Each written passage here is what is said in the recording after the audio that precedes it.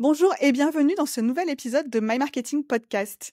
Aujourd'hui, on va apprendre à prioriser ses actions pour éviter de s'épuiser avec Claire Vitou, qui est coach en organisation et structuration, mais également fondatrice de The Minimal Plan et hôte du podcast Bye Bye Procrastination. Claire, bienvenue sur My Marketing Podcast. Bonjour Laurie, merci beaucoup pour l'invitation. Claire, je suis ravie de te recevoir parce que aujourd'hui, on va quand même parler d'une douleur qui concerne beaucoup d'entrepreneurs et qui est vraiment le fait de ne pas savoir prioriser et surtout, du coup, parfois même de procrastiner sur certaines choses parce qu'on ne sait pas par quel bout les prendre. Donc l'épisode arrive en fin d'année. Je pense que c'est pas mal pour justement se prendre des bonnes résolutions pour d'ici quelques semaines quand on passera à l'année suivante. Donc aujourd'hui, tu vas venir nous livrer tes secrets, si tu le veux bien, pour mieux gérer au quotidien nos priorités en tant qu'entrepreneur. Mais je pense que ça peut aussi nous aider dans notre quotidien à titre perso. Écoute, je serais ravie de partager toutes mes petites secret sauces avec l'audience du podcast. Très cool. Écoute, si tu veux bien, avant qu'on commence, est-ce que tu peux te présenter en quelques minutes pour expliquer qui tu es et comment tu aides les entrepreneurs au quotidien? Je pense que tu en as déjà pas mal dit, mais je vais faire l'exercice. Pardon, j'ai Donc spoilé. non, t'inquiète. Donc je m'appelle Claire Vitou, tu l'as dit, je suis coach en organisation et en structuration. J'accompagne les entrepreneurs, plutôt solopreneurs, pour les aider à mettre en place une organisation qui leur permette à la fois, je dirais, le premier enjeu souvent, c'est de retrouver du temps perso ou de retrouver du temps pour les projets stratégiques dans leur business. Et le deuxième enjeu, c'est aussi souvent de structurer pour aller chercher les prochains objectifs de développement. Parce que globalement, quand tu construis un business, souvent tu le construis de manière un petit peu organique, tu construis vite pour générer vite du revenu, ce qui est tout à fait normal. Et puis au bout d'un moment, tu te rends compte que l'organisation un peu de briques et de broc que tu avais mise en place, elle commence à atteindre ses limites. Et si tu veux aller plus loin, on a besoin souvent de muscler un petit peu cette dimension organisation et structuration. OK, donc en fait, tu aides les entrepreneurs, les dirigeants à remettre un peu d'ordre dans dans leur organisation pour pouvoir récupérer du temps libre et avancer sur des projets stratégiques. C'est exactement ça. Tu arrives avec un petit chaos, tu arrives avec ton chaos et moi je t'aide à retrouver de la clarté et transformer ce chaos en quelque chose de suffisamment organisé pour que ce soit confortable. Tu nous aides à ranger notre chambre, quoi. Exactement. OK, Claire. Écoute, si tu es OK, on peut démarrer parce que je sais que tu as plein de choses à nous dire aujourd'hui. Donc, ce fameux syndrome du «j'ai pas le temps», c'est dû à quoi? Parce que je pense que ça, on l'a entendu: «Ah, je suis débordée, je suis overbookée, j'ai pas le temps». Je pense que le premier truc qui fait qu'on a ce syndrome du j'ai pas le temps, du je suis débordée, de j'ai plein de trucs à faire, c'est ce que j'appelle le syndrome de la to-do list de 3 kilomètres de long. En fait, ce qu'on a tendance à faire quand on est entrepreneur, mais pas que, quand on est dirigeant, quand on est manager, enfin peu importe notre niveau de responsabilité en soi, on a tendance à faire des to-do list de 3 kilomètres de long. Alors, il y a un peu deux types de personnes. Il y a les personnes qui font cette to-do list de 3 kilomètres de long dans leur tête. Donc ça, c'est un peu le pire scénario possible, on va en reparler. Et il y a les personnes qui Faut font pas cette to-do. critiquer ces gens-là. Je ne critique pas, je pointe simplement du doigt le fait que c'est un petit peu bancal ou en tout cas pas hyper optimal en termes Non, mais c'est vrai. d'organisation. Et puis il y a les personnes peut-être comme toi, comme moi dans le passé, qui font des to-do de 3 kilomètres de long sur papier, sur ordinateur, enfin au moins qui externalisent, on va dire, cette to-do. Dans le premier cas, quand on garde tout dans la tête, on va hyper vite se confronter à la charge mentale et aux limites de notre mémoire et de notre cerveau.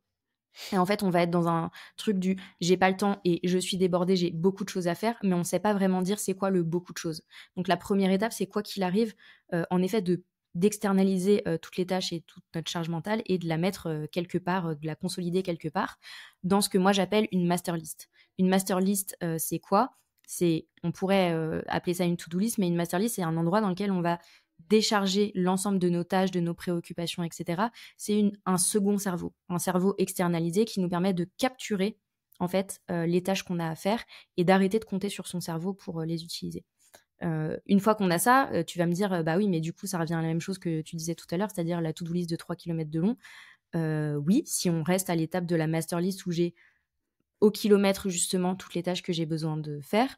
Là où on va changer le game entre guillemets, c'est d'avoir un combo master list. Donc d'un côté, j'ai l'ensemble des tâches que j'ai besoin de réaliser et de l'autre côté, j'ai une to-do list, c'est-à-dire une sélection de tâches, la crème de la crème de ce que je veux faire aujourd'hui ou cette semaine.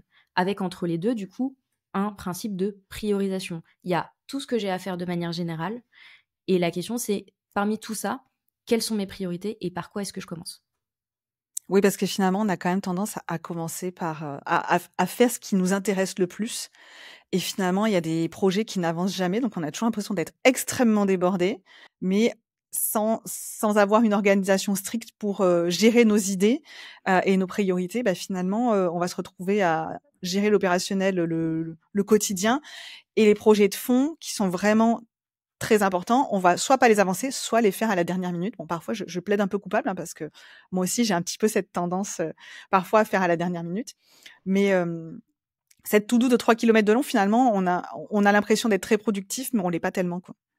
En fait, on est productif, mais on n'est pas efficient. C'est-à-dire qu'on fait beaucoup, mais à la fin, si on fait un bilan sur qu'est-ce qui a avancé de manière très concrète et est-ce que les actions qu'on a réalisées, elles vont avoir un impact sur le développement de notre entreprise quand on est entrepreneur ou sur tout simplement les objectifs qu'on a quand on est responsable de service, par exemple. En fait, on se rend compte qu'on peut passer 8 heures devant l'ordinateur à faire des choses et à être excessivement occupé, mais avec un avancement qui est relativement modeste par rapport au temps et à l'énergie qu'on va avoir mis dans le travail.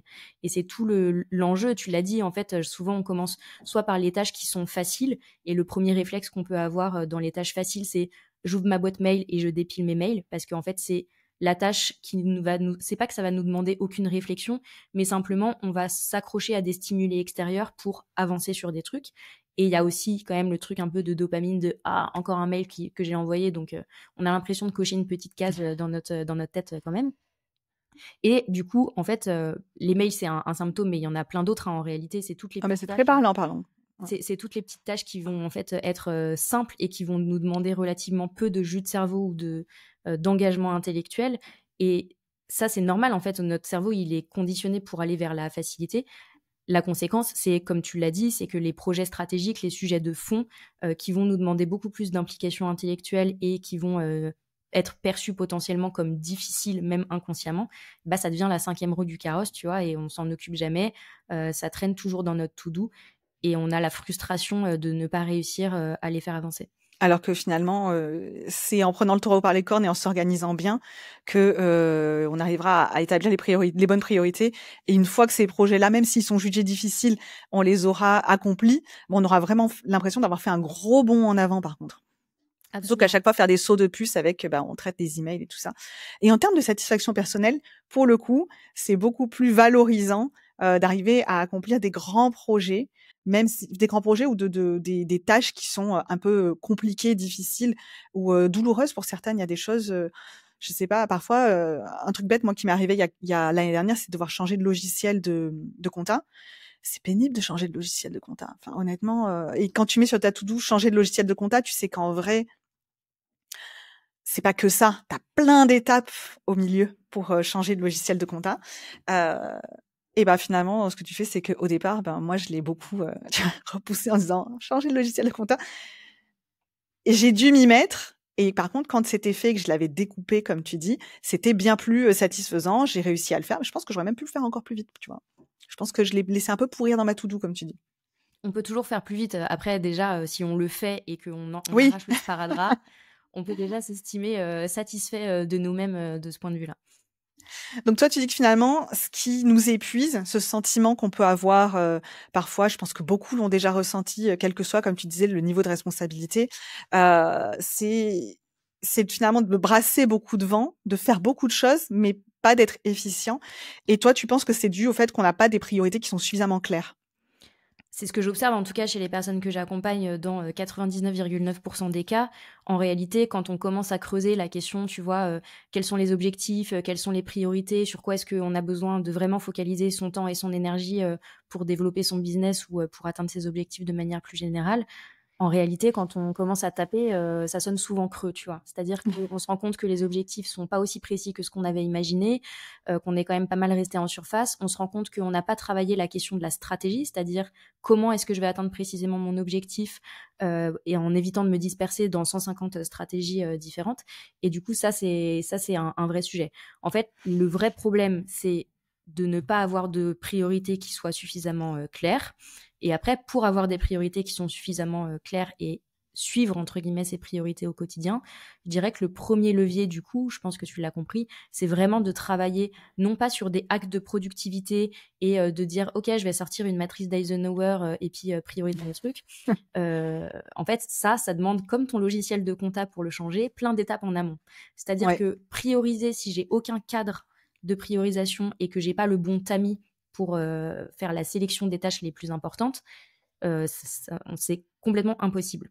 Donc, on a besoin, en réalité, de prendre le problème presque à l'envers et de regarder le macro, tu vois, vraiment les objectifs, la roadmap, avant de regarder les priorités du quotidien. Tout l'enjeu de l'organisation, c'est de réussir à aligner ce que tu fais aujourd'hui, ce que tu fais demain, ce que tu fais cette semaine, avec les objectifs long terme. Et pour ça, il faut que les objectifs long terme, moyen terme, court terme, ils soient limpides en réalité. Donc je dirais que mon premier conseil, c'est vraiment de travailler à fond sur les objectifs, de les définir de manière hyper précise et d'accoler à ces objectifs une stratégie. Je vais te donner un exemple pour que ce soit peut-être plus parlant. Par exemple, alors je pourrais parler des objectifs type des entrepreneurs, genre faire X milliers d'euros de chiffre d'affaires, qui est l'objectif le plus commun et en même temps souvent le moins le plus flou. Le plus flou. Parce que même si je te dis, ok, cette année je veux faire X milliers d'euros de chiffre d'affaires, en fait, en réalité, ça ne dit rien de comment est-ce que je vais le faire, comment tu vas l'accomplir, est-ce que cet objectif va se découper sur l'année, quel est le chemin que je vais emprunter pour le faire. Et donc, si je reste à ce niveau d'objectif-là, le risque, c'est de me disperser dans plein de stratégies différentes, c'est-à-dire de vouloir faire ok, je vais communiquer sur LinkedIn, je vais communiquer sur Instagram, je vais faire une newsletter, je vais faire X, Y et Z. Donc, on va se disperser. Et puis, le deuxième risque, c'est de se laisser piéger, entre guillemets, par ce qu'on appelle le syndrome de l'objet brillant, c'est-à-dire que je vais croiser une nouvelle stratégie au détour d'un contenu que je vais lire, entendre ou quoi que ce soit. Et du coup, je vais me dire, ah, mais c'est cette stratégie-là qu'il faut que je mette en place. Et en réalité, on multiplie le nombre de projets, le nombre de stratégies pour un impact qui est toujours plus faible. Plus on va disperser son temps, son énergie, et plus l'impact en termes de résultats, il va être faible.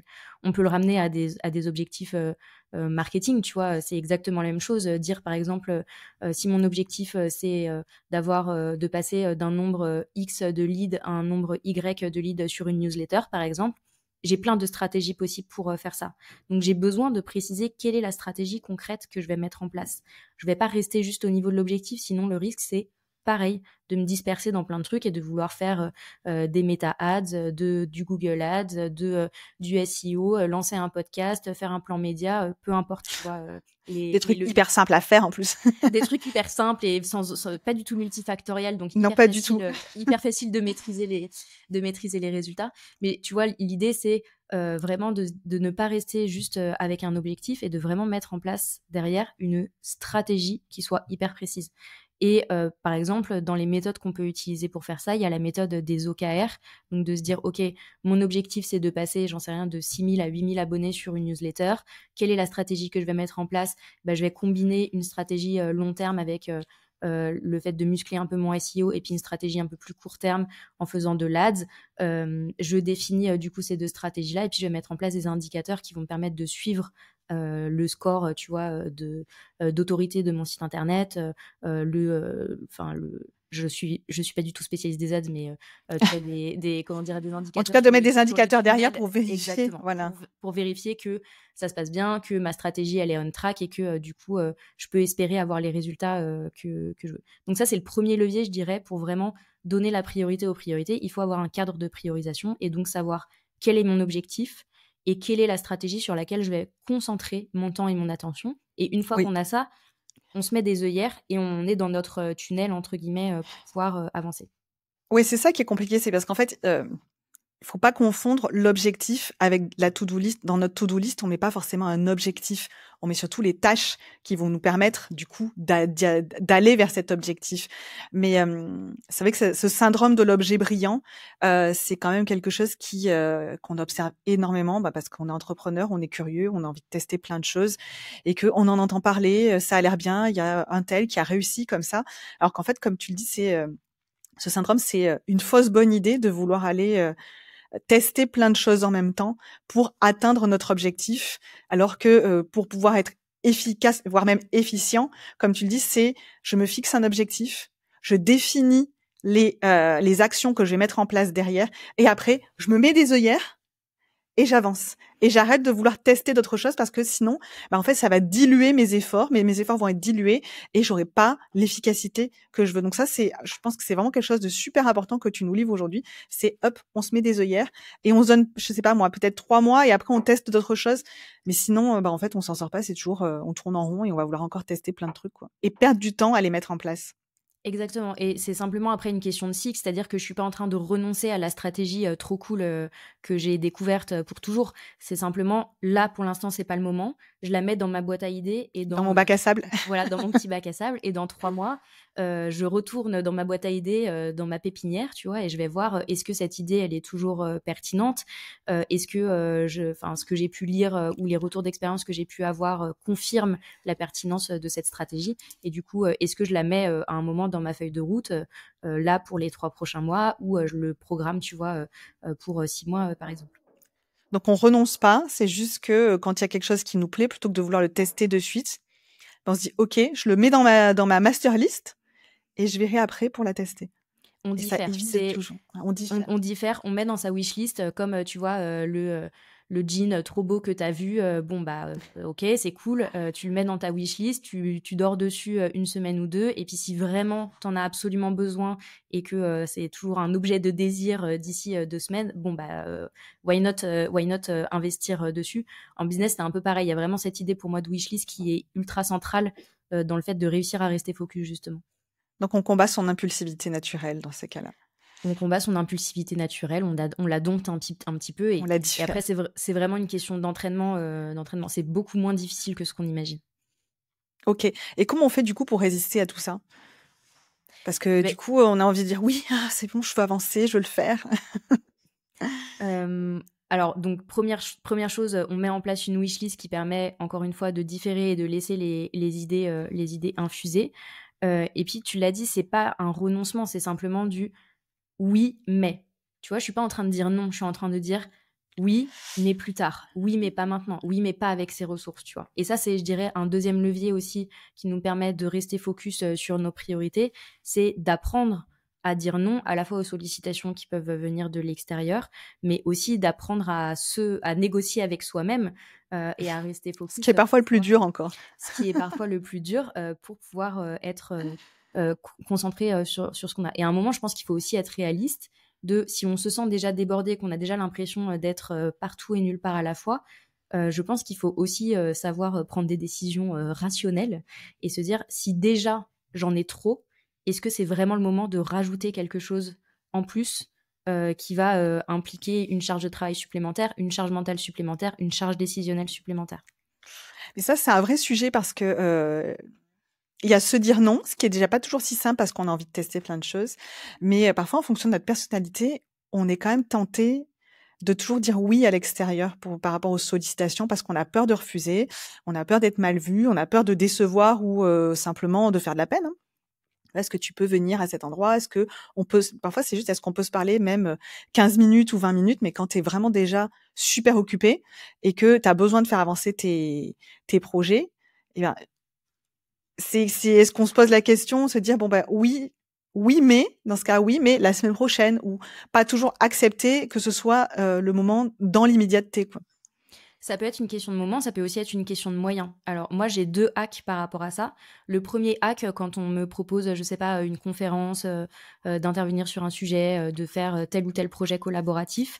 Le premier hack pour moi, c'est de poser des questions. C'est-à-dire de pas dire oui d'emblée et après de comprendre les tenants et les aboutissants du projet. D'abord, je pose des questions, et souvent ça me permet quand même, de redescendre entre guillemets dans mon excitation et dans mon FOMO, potentiel, et de regarder les choses avec, un peu plus de rationalité, le temps que la personne, tu vois, revienne avec moi avec, le planning, le budget, ce genre de choses, tu vois? Donc premier réflexe, dans ce genre de cas, poser des questions. Et le deuxième réflexe, Donc on dit pas oui de suite, on est bien d'accord, hein?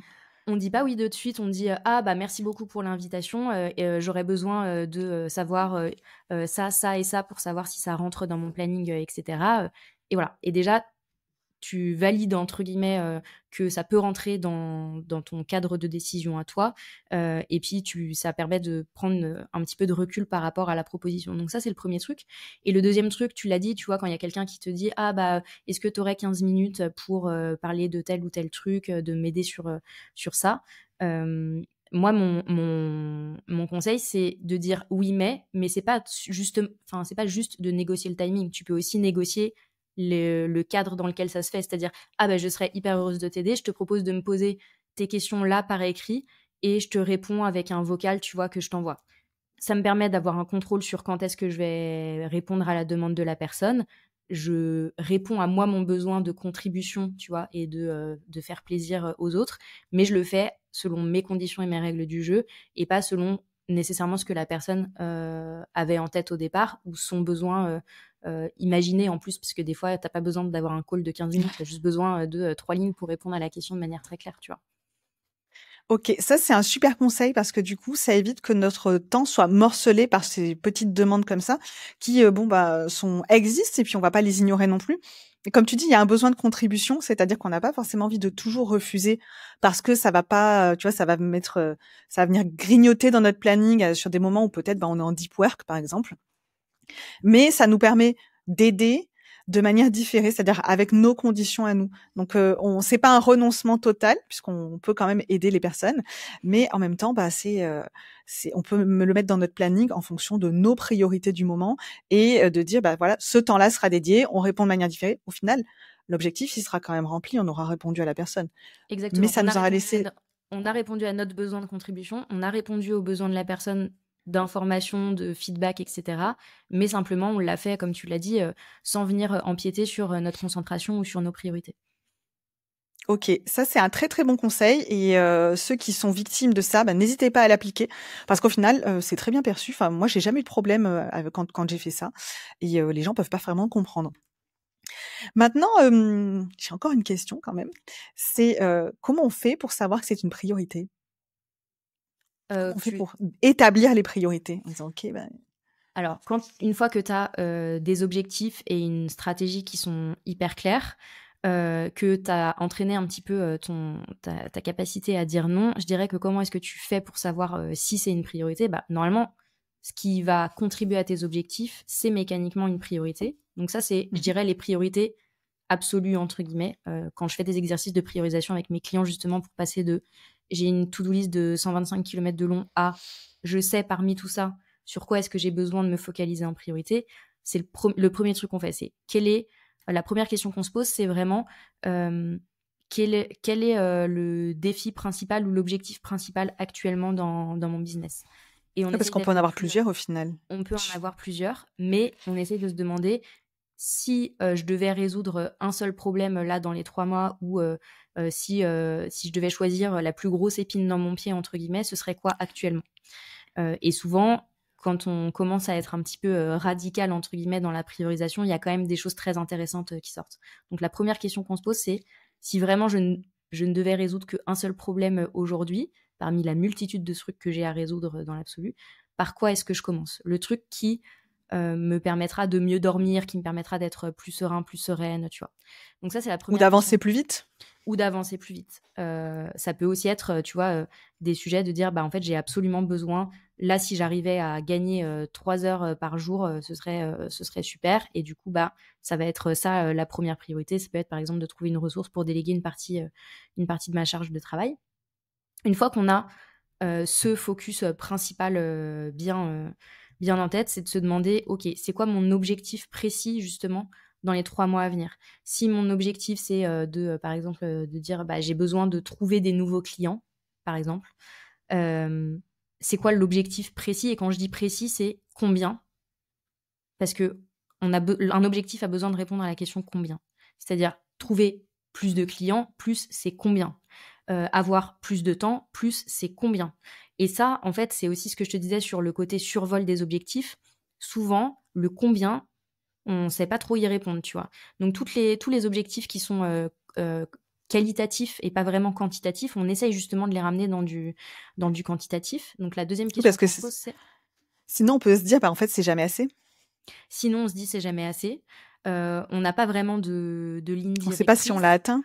Exactement. Et en fait, pour certaines personnes, plus de clients, c'est 1 ou 2 clients en plus parce que, je sais pas, par exemple, tu es freelance, tu pas forcément la bande passante pour avoir 125 clients de front. Plus si tu es, je sais pas, organisme de formation, ça se trouve, plus de clients, c'est 500, tu vois. Donc les ordres de Ouais. grandeur peuvent être radicalement différents en fonction de la situation dans laquelle on se trouve et puis comment dire, de la vision qu'on a aussi sur le développement de notre activité. Donc vraiment être précis. Si je me projette dans 3 mois, quel est le résultat que je vais avoir créé très concrètement sur mon problème principal.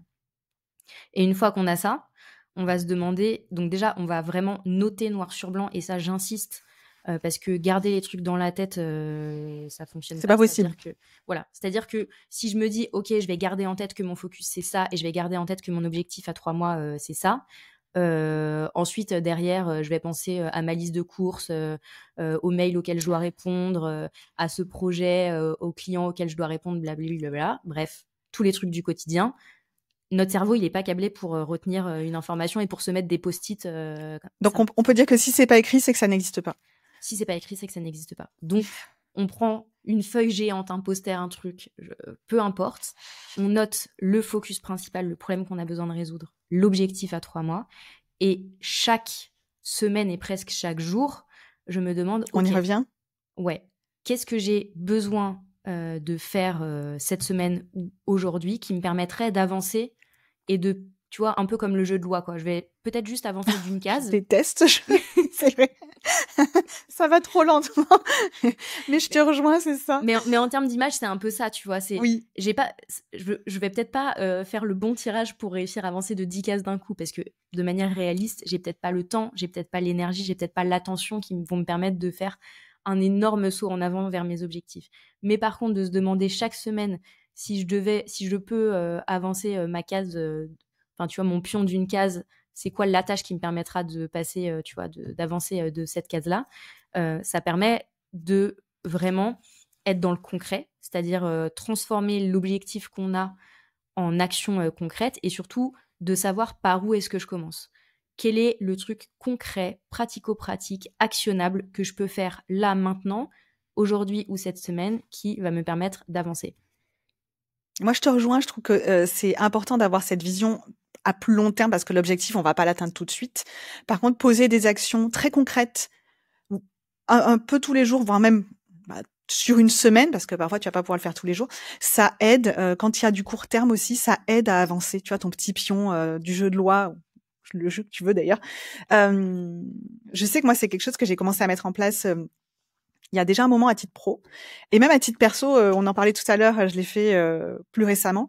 Et je vois vraiment que j'avance sur des choses qui m'excitent pas plus que ça. En fait, la destination me plaît, mais les petites étapes me plaisent pas trop. Et par contre, si tu sais ce que tu dois faire, donc t'as la master list comme tu dis, et qu'après moi je sais que je me mets 3 petites actions par jour. Qui sont des trucs débiles, prendre rendez-vous avec la banque. Tu vois, je suis très finance perso en ce moment. Donc ce matin, j'ai pris rendez-vous avec ma banque parce que je sais que parmi toutes les actions que je dois faire, il y a celle que j'ai pas du tout envie de faire, c'est prendre rendez-vous avec la banque. Je l'ai fait parce que c'était dans ma to-do et que en fait, je me pose plus de questions. C'est dans mes trois choses à faire aujourd'hui parce qu'en fait 3, je trouve que finalement t'as suffisamment l'impression d'avancer, mais ça va pas te pourrir ta journée. Mais je sais que j'avance sur ces sujets-là et je fais pareil à titre pro. J'ai mes tâches de la journée, je sais qu'il y a des dossiers sur lesquels j'ai avancé, mais s'il y en a 3 que je dois absolument garder, je sais que je vais commencer ou ceux-là, j'y dérogerai pas. Et je quitterai pas avant de l'avoir fini la journée. Et je trouve que ton exemple, il est hyper parlant et il est hyper bon parce que ce que tu dis, tu vois, par exemple, sur le prendre rendez-vous avec la banque, c'est une action qui va pas te demander énormément de temps en réalité. Et pourtant, le sentiment d'avancer, ou en tout cas le sentiment d'accomplissement une fois que tu l'as fait, il est hyper important. Et dans le pro, c'est pareil en réalité. Les résultats, ils se cachent aussi dans les petites actions qu'on va répéter et les petites actions qu'on va faire, en fait. On n'a pas besoin de 3 heures par jour pour avancer sur ces gros projets, en réalité. Parfois, on a besoin de 5 minutes, parfois on a besoin de 30 minutes, mais déjà, rien que d'identifier une petite action qu'on peut mettre en œuvre de manière relativement facile, entre guillemets, ça nous aide énormément pour transformer ces objectifs un petit peu lointains et parfois un petit peu qui ont du mal à prendre corps, tu vois, parce que en plus, tu vois, avoir plus de clients ou trouver X nouveaux clients ou avoir plus de leads sur sa newsletter, par exemple, c'est pas quelque chose de très palpable. En revanche, les actions que tu fais au quotidien, là, tu as du contrôle et là, c'est très palpable. Dans tous les cas, en fait, tu contrôleras jamais le résultat final de ton projet à 100%. Ouais. En revanche, tu contrôles les actions de ton quotidien et là où tu décides de mettre du temps et de l'énergie. Donc, mon message, c'est un peu détachez-vous des actions qui sont faciles et qui font partie potentiellement de votre routine. Remettez en cause le statu quo de ces actions, c'est-à-dire, tu vois, passer X heures par jour sur ces emails, accepter tous les sur LinkedIn. qu'on nous propose, scroller sur LinkedIn, etc. Je dis pas que c'est inutile, je dis simplement que parfois notre temps, notre attention et notre énergie, ils sont quand même mieux utilisés ailleurs que sur ces petites actions qui sont faciles et qui peuvent très facilement remplir nos journées. Et à la fin de la journée, tu fermes ton ordinateur, tu es épuisé, tu as le cerveau en chou-fleur, mais est-ce que tu as fait des choses qui vont faire avancer significativement ton business ou tes objectifs? Pas nécessairement. Pas sûr.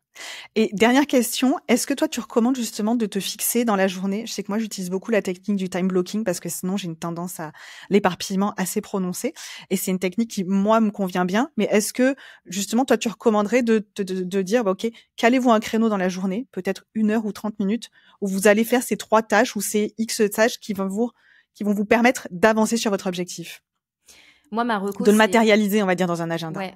Alors, ma reco, c'est pas forcément de faire du time blocking parce que d'expérience, la proportion de personnes pour qui ça fonctionne est beaucoup plus faible. Je sais que ça fonctionne pas pour tout le monde. Pour qui ça fonctionne. Non, je sais. Du coup, ma reco, ce serait plutôt de dire, au lieu de mettre des créneaux dans son agenda qu'on tient jamais avec la frustration d'avoir l'impression d'être en échec de ce point de vue-là, ce serait plutôt de se dire, OK, un principe, c'est avant de ouvrir ma boîte mail, ouvrir mon WhatsApp, ouvrir les réseaux sociaux, etc., je prends 20 minutes de ma journée pour faire au moins une action significative qui va me faire avancer sur mes objectifs. Parce que je commence ma journée à 7h, 8h, 10h ou 14h, j'ai envie de dire, si je commence ma journée en faisant une action qui va avoir de l'impact, j'ai déjà gagné. Tu vois ce que je veux dire? J'ai déjà gagné. Tu te mets dans une bonne énergie, je trouve. Ouais, sur le chaos, sur l'urgence, sur l'imprévu. Tu vas sanctuariser ce moment-là et du coup, tu peux avancer de manière beaucoup plus sereine et beaucoup plus efficace sur les objectifs. Bah écoute, c'est ce que j'ai fait ce matin. Avant toute chose, j'ai fait mes trois actions de la journée. Et comme tu dis, enfin comme on en a parlé, ça te met dans un bon mood pour le reste de la journée. Tu sais que ça, au moins, c'est fait. Et derrière, bah je trouve que en fait, ça avance plus vite aussi. Ouais, et puis presque, t'as l'impression que tout ce que tu fais derrière, c'est du bonus. Du coup, t'as d'autant plus cette impression d'avancer. T'as envie de fermer ton ordi et de partir. Non, ce qui est une fonction aussi, hein, en réalité. Oui, oui. L'objectif de se mettre des priorités, c'est aussi savoir mettre des limites et se dire, une fois que les priorités sont réalisées, je me donne l'autorisation d'aller faire autre chose de ma journée que rester devant mon ordinateur. Alors quand on est salarié, c'est pas toujours applicable, mais quand on est son propre boss, on a le choix de être son pire boss et être tout le temps en train de pousser vers le toujours plus, ou décider d'être un boss un petit peu plus bienveillant et un petit peu plus cool et de dire, une fois que le travail est fait, bah, j'ai le droit de prendre mes clics et mes claques et d'aller me balader en forêt, boire des cocktails au bord de la piscine, bouquiner ou faire autre chose, quoi. Oui, parce que je te rejoins. Parfois, on peut être notre pire boss, justement, même quand on est dirigeant, et être encore plus exigeant avec soi-même, alors que finalement, ben, si on a rempli nos objectifs de la journée et géré nos priorités, on peut s'autoriser aussi à souffler, à faire autre chose. Je suis parfaitement d'accord. C'est même essentiel, je dirais, parce que le repos et le fait de souffler fait totalement partie, je dirais, de la productivité, mais du bien-être de manière générale. À un moment où tu peux pas être à 110%, tu vois, sur ton business et sur ta to-do sans qu'à un moment, ça pose un problème, quoi. Écoute, Claire, je te remercie pour de finir sur cette note qui doit en décomplexer plus d'un et peut-être même en soulager aussi. Merci pour tous ces conseils qui, j'espère, vont vraiment aider les personnes qui nous écoutent à mieux gérer leurs priorités, à avoir moins toujours ce sentiment, tu sais, d'éteindre des feux, d'être des pompiers. Je déteste cette expression. Pour remettre un peu d'ordre dans ses priorités et avoir enfin le sentiment d'avancer, parce que je pense que si on est tous toujours à dire que oui, on contrôle les choses, En vérité, on est plein parfois, on est très nombreux parfois à se dire qu'on est débordé et qu'on ne sait plus par quel bout les prendre. Et remettre de l'ordre avec les conseils que tu nous as donnés aujourd'hui, ça peut nous permettre de souffler un peu et de repartir sur des bonnes bases parce que, voilà. Et c'est pas parce qu'aujourd'hui, on va mettre en place les bonnes bases qu'on va pas parfois se laisser rattraper par nos mauvaises habitudes. Pas de panique, c'est pas que ça marche pas, c'est que parfois, faut de nouveau remettre de l'ordre. Merci Claire, pour tous tes précieux conseils et à vous tous, je vous dis à très bientôt. À très vite.